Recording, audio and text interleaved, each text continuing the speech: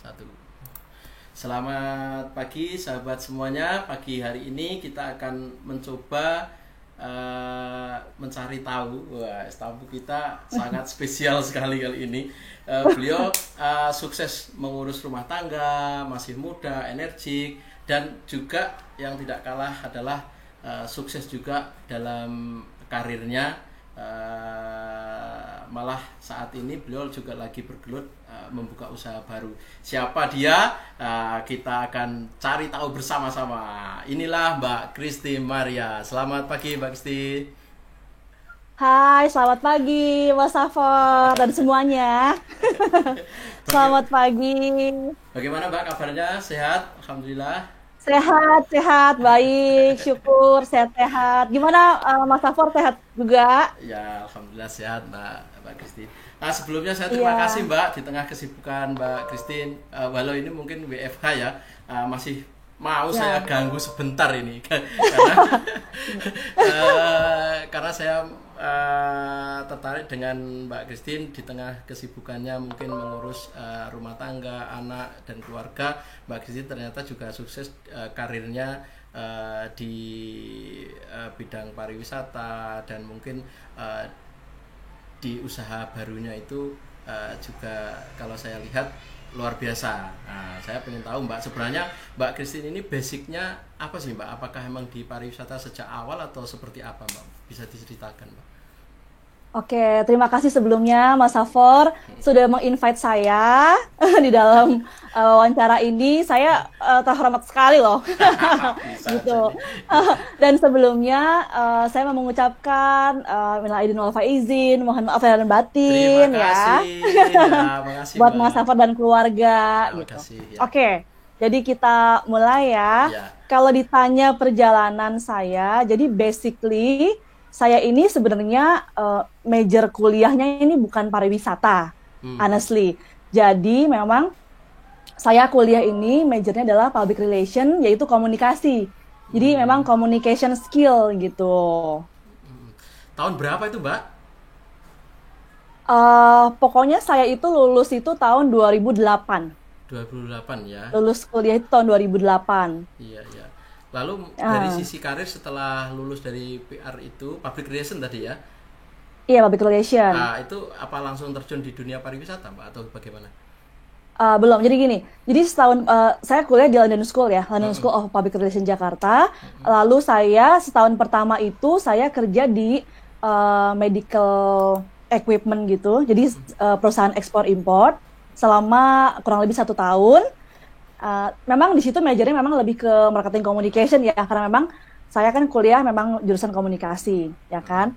Karena memang saya sangat menyukai sekali yang namanya memang how to socialize with Socialize. others, communication, ya kan gitu. Nah, jadi tahun pertama saya kuliah, saya kerja di situ.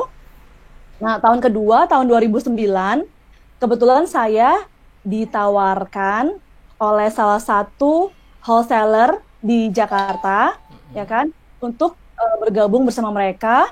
Nah, pada saat mereka menawarkan kepada saya bertanya kan, saya bilang basic saya adalah komunikasi, bukan pariwisata gitu. Nah, jadi kalaupun memang Anda menawarkan saya untuk bergabung bersama di dunia travel, saya memang pengen sekali tetap fokus dengan major saya yaitu komunikasi gitu. Nah, kebetulan sekali memang sudah jodoh kali ya.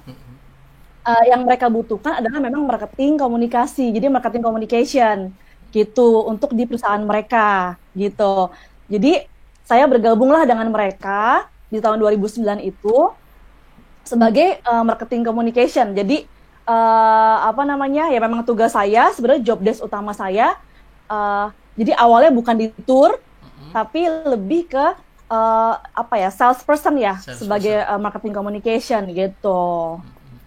Jadi waktu itu emang dengan apa masuk ke dunia travel akhirnya jadi belajar juga ya Mbak akhirnya Mbak. Banget sih, banget banget, karena saya kebetulan saya sebenarnya terjunnya adalah ke dalam suatu bisnis travel yang notabene adalah wholesaler B2B berarti gitu. ya? Ya, B2B. Ya, jadi business to business marketnya gitu kan. Jadi bukan B2C. Nah, di situ memang saya sangat banyak belajar, memang betul, karena saya di situ kurang lebih hampir 8 tahun ya, gitu. Nah, jadi kalau menurut Mbak Kristi, untuk memulai belajar dari bisnis tadi 8 tahun kan bukan waktu yang singkat ya. Itu menyenangkan nggak sih Mbak sebenarnya di dunia pariwisata itu Mbak? Sangat menyenangkan sekali. Sangat menyenangkan sekali. Karena kan memang kita bekerja di dunia jasa ya, gitu kan. Yang memang sangat berhubungan dengan banyak orang, gitu kan. Baik dalam orang di dalam negeri maupun di luar negeri kan, pastinya gitu. Dan memang itu adalah passion saya dari semenjak kuliah sampai sekarang gitu. Jadi memang sangat menarik sekali sih di dunia travel ini gitu. 2-3 bulan ini kan kita mengalami pariwisata benar-benar lumpuh atau shutdown ya Mbak di semua lini. Kira-kira kegiatan apa itu Mbak untuk mengisi 2-3 bulan ini? Apakah tetap WFH dengan tour travel yang ada itu, atau mungkin Mbak Kristi buka usaha baru, atau bagaimana Mbak? Ya, pastinya gini, sebenarnya kan memang di setengah pandemi COVID-19 ini ya, memang kita di dunia travel, pariwisata memang sangat terpuruk ya. Bisa dibilang memang zero income untuk dari dunia pariwisata itu sendiri kan, seperti yang kita tahu lah gitu. Nah, tapi ya di tengah pandemi ini memang kita harus berusaha bagaimana caranya untuk tetap menghasilkan income untuk di dalam istilahnya keluarga kita juga kan gitu kan. Nah, sebenarnya sih kalau saya pribadi memang sebelum dari pandemi ini memang meskipun memang saya menjalani usaha travel, saya memang juga menjalani beberapa bisnis sampingan gitu kan ya. Ya, karena hobinya ngomong ya Mas Safar ya. Hobinya ngomong, hobinya jualan gitu. Jadi sebenarnya buat saya sih untuk kagetnya itu hanya kaget karena corona ini kok sangat berdampak sekali terhadap Indonesia dan dunia gitu. Tapi kalau untuk segi untuk planning untuk tiba-tiba ingin berjualan apa segala macam itu saya tidak terlalu kaget karena memang saya sudah terbiasa gitu. Nah, hanya memang kali ini saya di tengah pandemi ini saya tiba-tiba mendapatkan semacam kayak ide gitu kan ya. Ya memang sudah jalannya Tuhan juga ya. Namanya ide itu kan bukan cuma dari kita, cuma dari yang di atas juga ya Mas Safar ya. Nah, tiba-tiba saya terpikir untuk berjualan suatu produk makanan, karena kita tahu di tengah pandemi ini adalah yang dibutuhkan oleh orang adalah kebutuhan yang primer, yaitu makanan kan gitu. Betul, nah, yang kedua yang saya pikirkan dari segi makanan juga tidak bisa kita menjual dengan harga yang terlalu mahal dan juga yang segmented. Jadi kita harus bisa menjual produk memang yang bisa general, yang bisa dinikmati oleh semua kalangan, baik anak-anak, dewasa, orang tua, dan semua kalangan. Jadi memang harganya pun memang harus yang terjangkau di tengah pandemi ini ya. Pandemi ini. Betul. Nah, jadi saya memutuskan, ya kan, setelah berdiskusi dan mendapatkan ide dari semuanya, saya menjual keripik. Saya menjual keripik, yaitu keripiknya itu keripik singkong bawang dan keripik pisang kepok. Nah, itu kan bisa dinikmati semua kalangan kan? Iya. Gitu. Coba ada tampilannya tuh Mbak, kayak apa coba Mbak? Oh boleh. Nih aku kebetulan bawa. Nah ini produk, bentar ya. Nah ini produk aku sekarang. Luar biasa sekali. Iya. Ini mulai. Jadi gimana Mbak?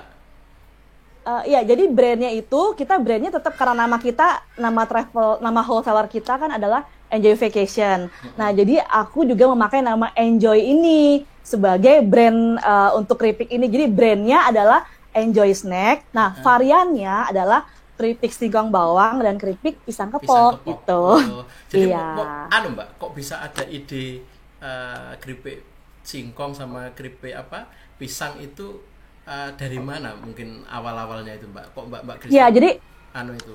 Apalagi di ya. Jakarta, apakah tidak kesulitan untuk mendapatkan bahan bakunya itu Mbak?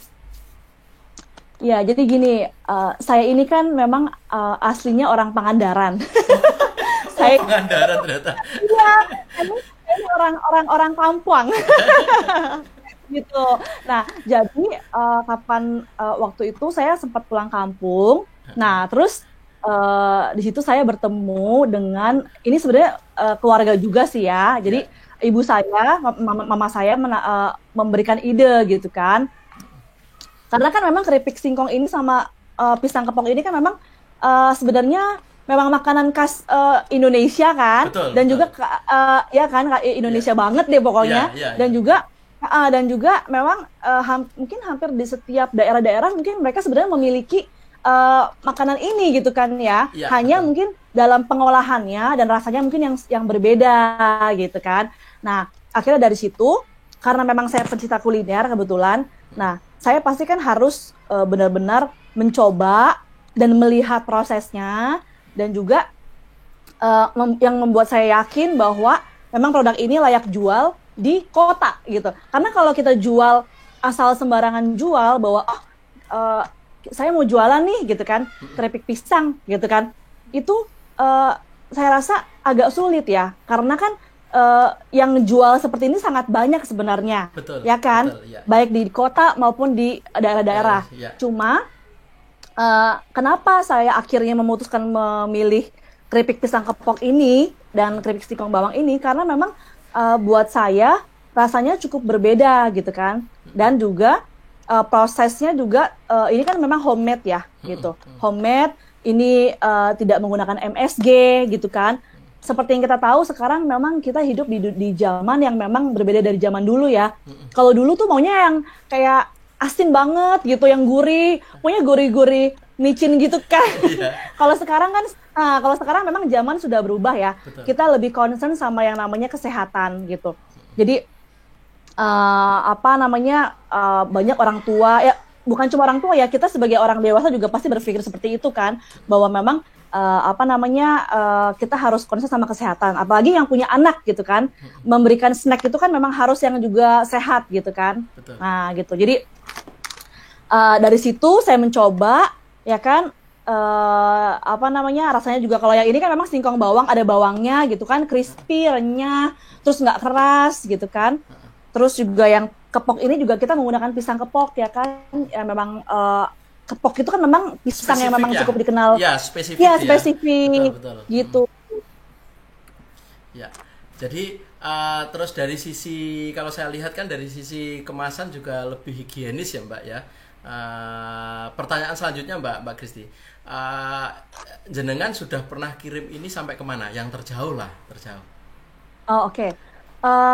Jadi gini, saya sebenarnya sih sangat bersyukur sekali ya dengan usaha ini. Sebenarnya banyak bertemu dengan orang-orang yang mungkin lama tidak kontak dengan saya gitu kan.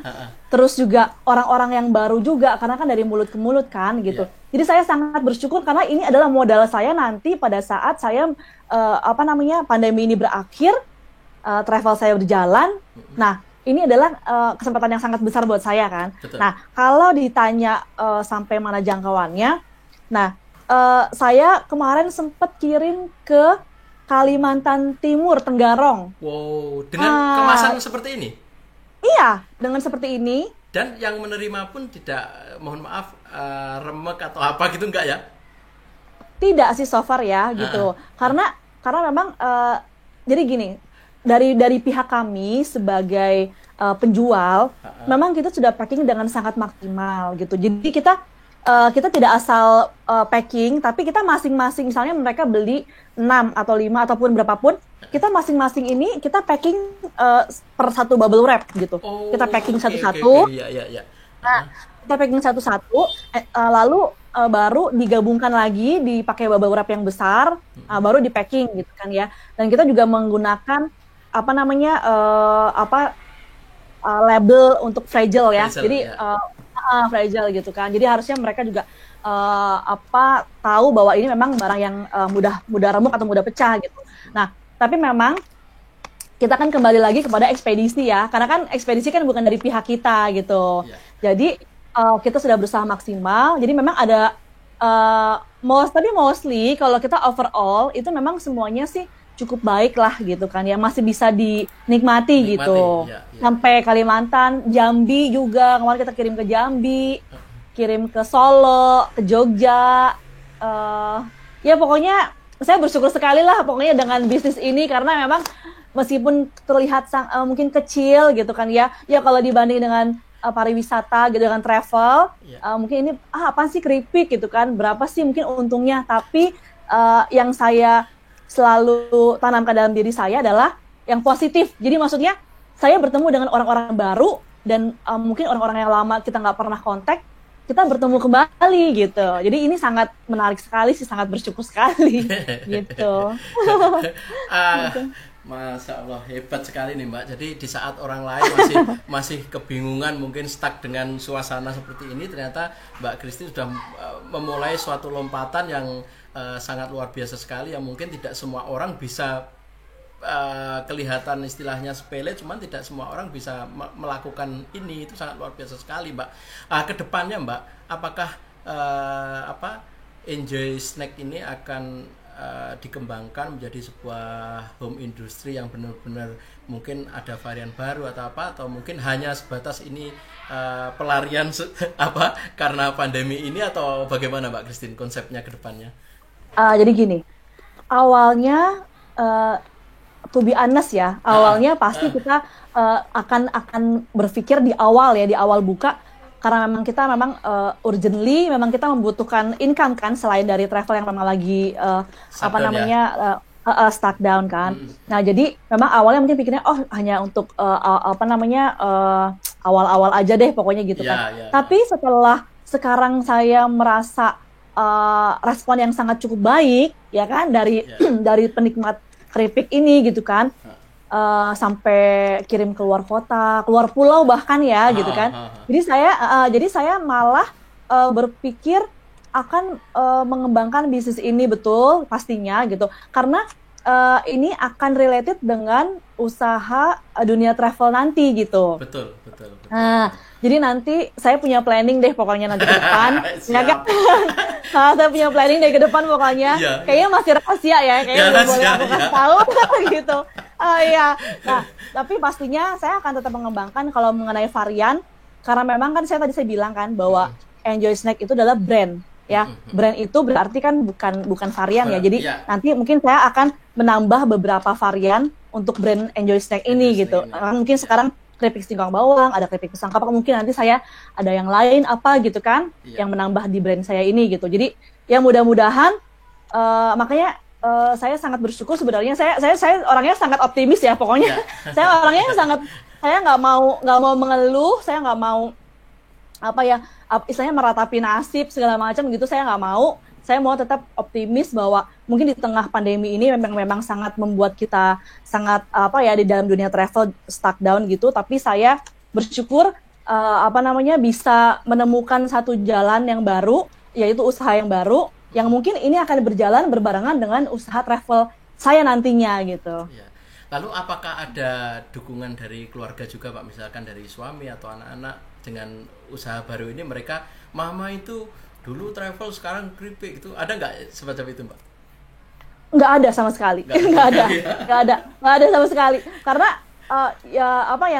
ini kan suatu hal yang sangat baik ya, maksudnya gitu kan, ya kan. Jadi mereka sangat mendukung ya kan, keluarga sangat mendukung, anak apalagi dia suka banget sama keripik saya, gitu kan. Jadi semuanya sih intinya semua keluarga mendukung, karena mungkin mereka melihat semangat saya gitu kan ya,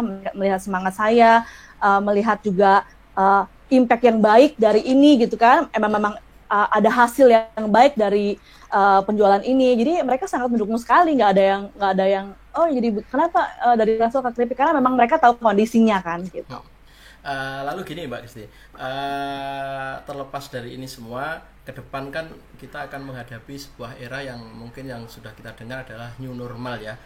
Kira-kira harapan atau mungkin malah pengamatan daripada Mbak Christine tentang sektor pariwisata Indonesia ini kedepannya itu seperti apa Pak Mbak untuk menghadapi new normal ini Mbak? Oke, jadi untuk new normal ini memang eh, mungkin untuk dalam short termnya ya, dalam jangka pendeknya Pendeknya. mungkin memang eh, belum begitu akan terlihat ya, gitu kan. Jadi kalau menurut saya mungkin awal-awal eh, orang-orang itu akan bepergian ke destinasi memang mungkin yang masih cukup dekat di sekitaran area mereka pasti gitu kan ya kan. Nah contohnya misalnya kayak kita nih orang Jakarta mungkin akan ke Puncak, ke Puncak. Bandung gitu-gitu kan ya. Nah nanti baru mungkin agak yang lebih jauh ya kan, domestik baru ke luar negeri. Jadi memang sebenarnya apa namanya, tapi saya optimis sebenarnya kalau misalnya nanti memang sudah benar-benar normal kembali, pariwisata pasti akan sangat meningkat. Karena gini, kalau dibilang adalah eh, memang kalau dibilang memang apa ya, pariwisata itu kan bukan hal yang utama sebenarnya. Tapi kalau menurut saya untuk saat ini eh, apa ya, pariwisata itu sudah sangat apa ya, sudah sangat menjadi kebutuhan yang utama juga sebenarnya untuk masyarakat. Untuk masyarakat sebenarnya ya, Ya. ya kan? Maksudnya mungkin tergantung budget mereka aja sebenarnya, ya nggak? Tergantung budget mereka. Kalau memang mereka mungkin dari kalangan yang mungkin menengah ke bawah, mungkin ya mereka budget destinasinya mungkin destinasi yang domestik, Domestik ya ya. kan? Maksudnya domestik mungkin yang tadi saya bilang yang sekitaran area daerah mereka gitu kan.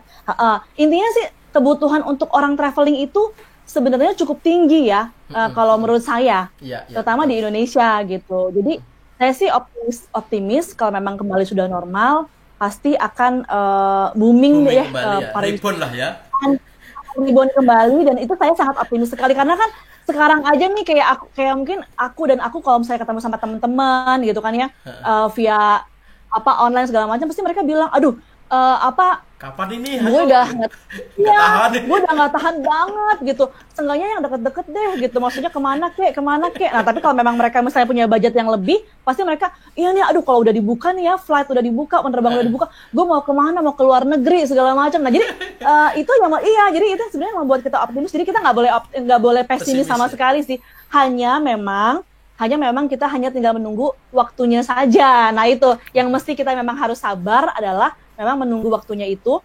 hmm, di apa ya, di waktu kapan memang benar-benar ini semua akan kembali normal dan Normal. rebound kembali gitu. Iya. Uh, Wih, luar biasa sekali Mbak Christine.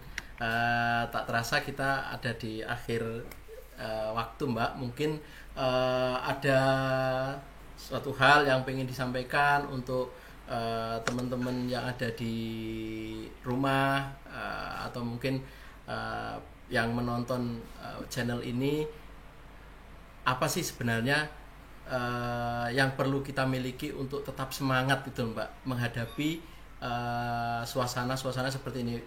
Kita paham semua bahwasanya baru kali ini benar-benar COVID itu, atau mungkin keadaan yang membuat semuanya itu jadi kalang kabut ya. Nah, jadi ya. mungkin saran atau masukan dari Mbak Christine untuk teman-teman semua untuk kedepannya apabila ada seperti ini, biar tidak kembali lagi istilahnya kaget, itu apa Mbak yang perlu disiapkan? Monggo Mbak disampaikan. Ya, oke. Jadi buat teman-teman semua yang menonton channel ini, intinya kalau dari saya adalah bagaimanapun keadaannya gitu kan, terutama memang di tengah pandemi COVID ini yang memang sangat bisa menghantam eh, apa namanya, semua Semua lini. lini bisnis ya, Ya. semua lini bisnis ya, termasuk pariwisata juga pastinya. Dan ini adalah global, jadi memang seluruh dunia, nggak cuma Indonesia aja yang merasakan ini gitu kan ya, ini dunia gitu. Intinya adalah ini mau tidak mau, suka tidak suka, memang kita harus jalani kan gitu. Memang kita harus hadapi. Jadi kita memang tetap harus menjalani ini, dan tetap harus optimis. Jangan mengeluh gitu. Karena mengeluh itu akan membuat kita tidak berkembang, tidak produktif gitu kan, ya kan? Tapi kalau kita optimis, kita selalu semangat, kita akan menumbuhkan ide-ide baru di kepala kita gitu kan, ya kan? Untuk melakukan hal-hal yang positif pastinya gitu kan, dan juga itu pasti menginspirasi banyak orang kan. Saat kita menjadi semangat, saat kita menjadi positif, saat kita produktif, pasti orang-orang akan melihat kita dan mereka juga akan menjadi ikut semangat gitu. Nah, lalu untuk menghadapi situasi seperti ini, nah kalau misalnya ya kan pada saat nanti ya kita sih tidak berharap ini akan terjadi lagi ya Mas Safor ya. Betul, tapi in case gitu kan ada hal seperti ini lagi, yang tadi saya bilang, ayo kita berpikir ya kan, jangan berdiam diri, jangan mengeluh, tapi kita berpikir apa yang harus kita lakukan, terutama mungkin dalam hal segi income ya, mungkin Mas Safor ya gitu kan ya. Bahwa kita harus berpikir, ayo kita, apa nih yang bisa kita kerjakan, apapun itu ya kan, yang penting itu hal yang baik, hal yang positif, halal ya gitu kan, ayo kita lakukan, nggak usah gengsi ya kan, ya gengsi ke laut aja deh gitu kan, gitu, nggak usah gengsi, nggak usah malu ya kan, berpikirlah bahwa apapun yang kita lakukan selama hal itu positif ya kan, itu pasti akan berdampak yang sangat baik buat kita pribadi, keluarga, bahkan mungkin orang lain gitu. Jadi itu aja sih Mas Safor. Sangat tertarik tadi loh, nggak usah gengsi, karena emang seperti kita ketahui bersama bahasanya kalau kita di dunia pariwisata emang mau nggak mau, suka tidak suka, semuanya penuh dengan kemewahan kan Mbak, kalau dunia pariwisata gitu. Itu mungkin karena emang yang kita jual seperti itu. Mbak Christine, terima kasih atas waktu yang diberikan kepada saya. Mohon maaf mengganggu waktunya.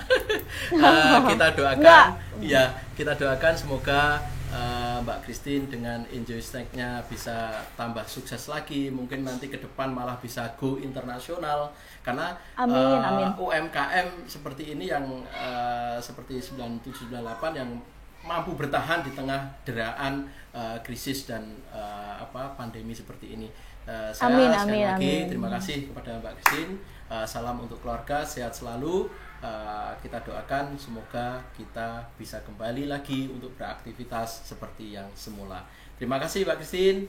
Assalamualaikum. Ya, terima kasih. Sehat-sehat, sukses untuk kita semua. Thank you. Ya, Mbak, makasih.